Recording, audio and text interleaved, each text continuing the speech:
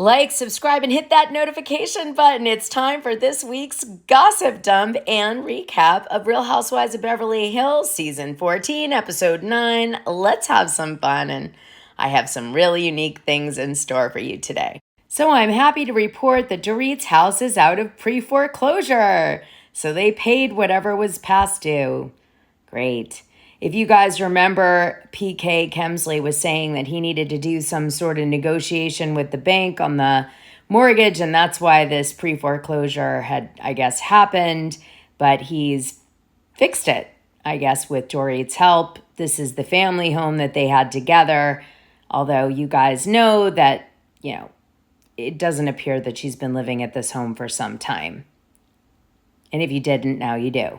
We've known about this mashup for a while in the Patreon, thanks to Freddie, Reality Diamond Freddie. He notified me, and I told the patrons that Lisa Vanderpump's nephew is actually on Made in Chelsea. And it appeared for some time there were a lot of clues that he was going to make an appearance on Vanderpump Villa with the Made in Chelsea cast for a mashup for her show on Hulu. So for the fans of Vanderpump Villa and Made in Chelsea, this is going to be a really fun season. I think Stassi is also making appearances on that show, so it should be a better season than the first one. They had like an abusive manager too. I'm sure they dumped his ass after the first season, which I'm glad for. He beat up his girlfriend. Yeah. So this will be a better season. Looking forward to it. I want to go to Vanderpump Villa. So you remember all those rumors that were going around that Dorit and PK were faking this breakup of their marriage and this and that, and I kept saying it's not true, that it's real. Well, the separation for sure is real, but I'm not 100% sure about this part. Let me play it for you. It just came out in the mid-season trailer. She's a woman on the head. Whoa! If Dan wants a divorce, we're getting a divorce. There's a law in California. Community property, you would get half. He's trying to divorce you before 10 years. Ah, hell no! I really am sorry for hurting you. I would never want to hurt you on purpose. So this PK divorce thing, rushing to get it done before 10 years, I'm not buying it. So here's the actual date that they were married, March 7, 2015, okay, which 10 years will be March 7, 2025, obviously. They get married in New York, and here's the story pre-show of their love story. Okay, we'll do a shout out to their love story since it's over. Okay, just before Dorit Lamelle's grandmother passed away, the gentle 87-year-old promised to bring the New Yorker her bashert, or soulmate, and then Paul Kemsley turned up in Dorit's life. Originally from London, Paul lived in Los Angeles, but traveled to New York on business where the two met through friends. When Paul invited her on their first date, Dorit declined. She was headed to Hong Kong for work. He asked me to postpone my flight, says Dorit, who would not think of it, but then a feeling that her grandmother was telling her something convinced her to change her mind. We went out and have been inseparable from the first night. Sounds like what she said on the show, says Dorit. 6 months later, Paul moved to New York. So Paul moves from LA to New York. When both Dorit's and Paul's parents were in town, it was not unusual for the group to dine at the couple's favorite local spot. On this night, Paul seemed anxious and began talking about their relationship. I've done a lot of things wrong in life, he said, but this one I'm absolutely sure is right. Didn't turn out that way, I guess, but that's sad. As he stood and dropped down to one knee, the entire restaurant erupted in cheers. She answered yes, and lots of tears and champagne flowed. Oh, it's tragic, this. Here's a picture from the wedding. That's Paul and Dorit dancing in their beautiful rainbow room, very expensive venue in New York. Wedding. Surrounded by friends. They didn't make it a networking event. Paul definitely called that out, said, I just wanted it to be friends, this special moment. With a hectic work and travel and social engagement calendar, damn those social engagements, they really bog you down. They would have to squeeze in the wedding somewhere. God, that's really crazy that you can't take a minute to do your wedding because you've got so many parties to attend to. Anyway, somehow by now, living in Los Angeles and the parents of a baby boy, Paul and Dorit chose New York for their celebration. It was a city they loved, an easy flight from England for Paul's family, and Dorit's family lived close by. Sometimes you have to wonder if you should squeeze in a wedding. You know, if you kind of have to do that, you might want to not get married. Here's PK and Dorit cutting the cake. Here they are, very romantic.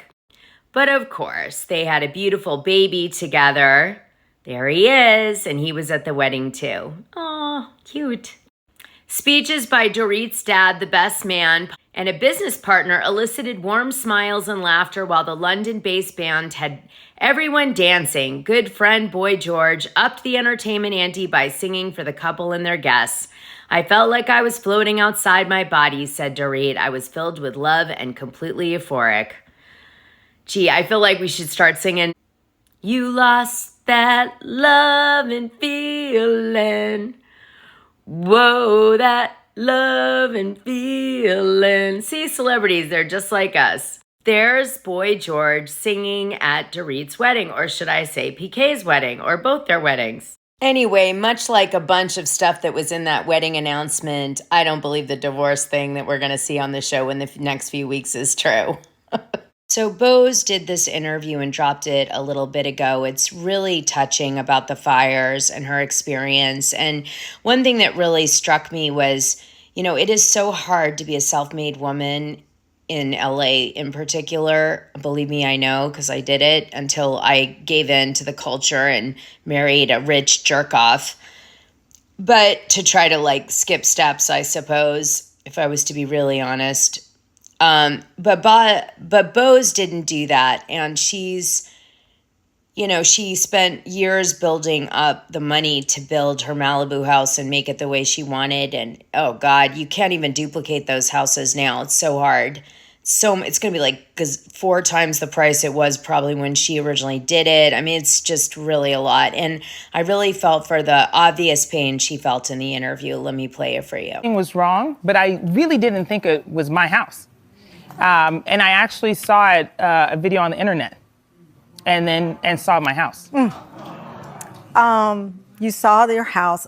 You posted a video on your social media sharing, because everybody, this is how people were getting some of the information, because all of the emergency workers, news, just scrambling. Yeah. This was the before of your home. This was your sanctuary. Yes. I know that you said that this was blood, sweat, tears. Ooh, this was the home that was all built by you. Yeah. I know that people say it's like, oh, it's just things and you can replace it. But what you're looking at is 25 years worth of work to get the house.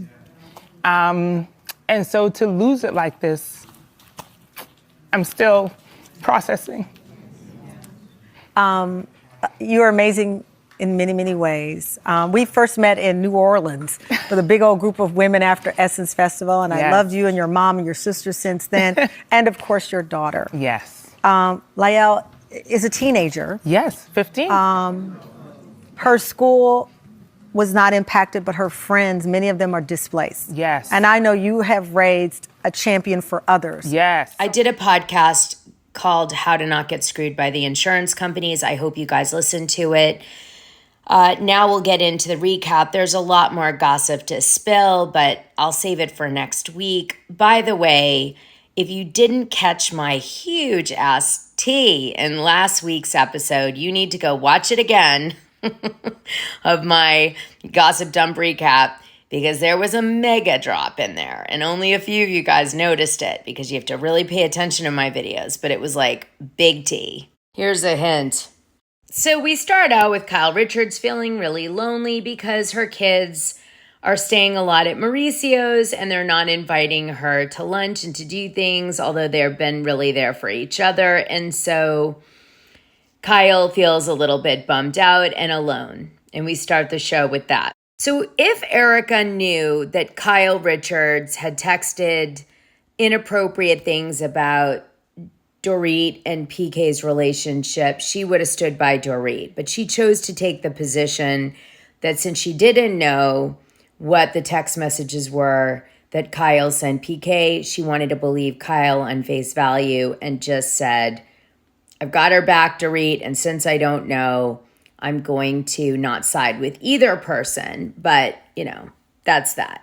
And I want to stay out of it. You guys need to get through this together. I'm not going to be weaponized against one of you. And she pulls herself out of the fight on both sides. I noticed that for the first time in several seasons, Dorit Kemsley is wearing Louis Vuitton, not Chanel. So I guess that deal's gone. But she's promoting left and right. She did the Wagoneer S commercial tonight, and she's been doing all the commercials for Beverly Hills pretty much now. So she's got a lot of money coming in from that extra income. The ad took place in Park City. That might explain why she was in Park City so much. Here's some more gossip about this the fans were talking about. They said the text Kyle showed between PK revealed the FaceTime and phone calls are probably the bigger issue. I mean, you guys, there's no doubt that Kyle, for sure, when she had her falling out with Dorit and she betrayed her, definitely gossiped to PK about Dorit and their relationship. And when he bitched about Dorit, would listen and probably chime in with advice or whatever, and was probably egged on sometimes by Mauricio. So, I mean, just let that go. For sure, she did that. And Dorit basically tonight on camera forces Kyle to admit that she's good friends with her and that she has to be loyal to her unconditionally. And if she isn't, then she can't be like her friend anymore if she chooses PK over Dorit. So Kyle has now said it on camera. So it's set in stone. Now, last week, Kyle did the worst thing you can do on reality TV, which said she didn't believe Dorit when she said that PK abused her. And so this apology we see on tonight's show is kind of bullshit. So Dorit didn't know Kyle said what she said last week, which was basically that she thought Dorit was lying about his monster side. And she's figured that out last week because she got the screener and now she knows. And that apology we saw tonight is going to be non-existent now. Just saying, it's, gone. Yeah, and it wasn't meant by either of them, truly. The only thing that they were trying to do in that scene, honestly, was to get through the, having to be tormented by each other on camera. So on tonight's show, Kyle Richards invites Sutton Stracke, Erika Jane Jordie, and Garcelle to a quick dinner before Garcelle's beach day that she's having, inviting the women to see her new beach house. And the women believe that this is a stunt to try to get them on side before they go to the beach house so they won't turn on her. And they, say all this really negative stuff about Kyle inviting them to dinner. And when they get there, Sutton Stracke is really aggressive. And she's like, why did you have me here? What are you trying to do? And she was like, I'm trying to apologize for storming off and really quitting filming for a week, which she can't say. And, I want to just say I'm really sorry for what I said on the show. It was stupid. I was so angry and freaking out. And, Sutton's like, well, why were you so triggered? And Sutton comes off as really aggressive in this scene. It's a little hard to take at moments. And Kyle was like, well, I'm just apologizing for everything. Let's let it go, that. And so Sutton was like, well, I'm just trying to have you be accountable because you always try to do that to us. And it's like you're a hypocrite. So this is Sutton's secret agenda, is to sort of shame Kyle in this situation, to say, look, stop, trying to pretend you're better than everybody else. You're not. Now, again, she isn't, but she's the secret producer. So I'm kind of wondering where Sutton's trying to take this. Maybe this is her way to fight back against the machine or something. I don't know. The producers seemed to not be friendly to Sutton on tonight's show for some reason. They kind of made her look like she was trying to expose Kyle relentlessly. They also had her say on camera, I'm not Kyle's minion, which is definitely a shout out to, fans' commentary about other housewives, like, you're a minion, she's blah, blah. Anyway, the point is, Sutton is really acknowledging how much she studies the fans. And usually the producers, even if they do that, they don't show it. And that was a tell for me. Something's up. And then we jump to the next scene. All the women meet at Kyle's house to go over to Garcelle Bouvet for her beach house party. And Dorit comes in the door and starts to talk about how her son somehow saw her separated announcement on Instagram and asked if her and PK were getting divorced or separated. And it really upset Dorit because she's been trying to keep it secret, and the women seem to care. But then Sutton doesn't give it very long, at least that's the way they edited it. And you just see her cut her off kind of and say, well, whatever, we got to go to this party. And then they cut to scenes of her not caring about Dorit's robbery or anything like that. And it just shows Sutton as being really selfish and callous. So this was a interesting twist in the edit. What's up here? I'll leave you guys to speculate on that. There's definitely been a shift. Now, it could be they're just trying to exacerbate Dorit, so that there'll be another feud that transpires in the future with that moment.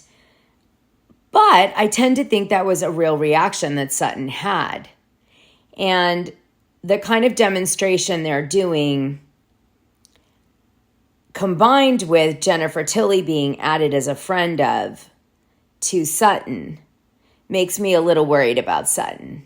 Just saying, from my experience with how production operates. I know you guys are big fans of hers, so I'm putting it out there. I'm just letting you know. All right. Okay, well, anyway, that's it. The beach party ends. There's a lot of symbolism with birds. Kyle keeps having birds fly into her window, which is a bad omen. Then there's dead birds on the beach, and that's another bad omen. By the way, there were dead birds on Real Housewives of New York, too, in Puerto Rico. I'm wondering what the hell's going on with the birds. Why is every bird dead on the beach? We don't need any more problems. All right, you guys. And on that note, I'll say goodnight. I can't wait to read your comments as always. Like, subscribe, and hit the notification button. And I always appreciate your support. And I can't wait to show you my Botox once it sets in. Yay, I finally got it. Bye, guys.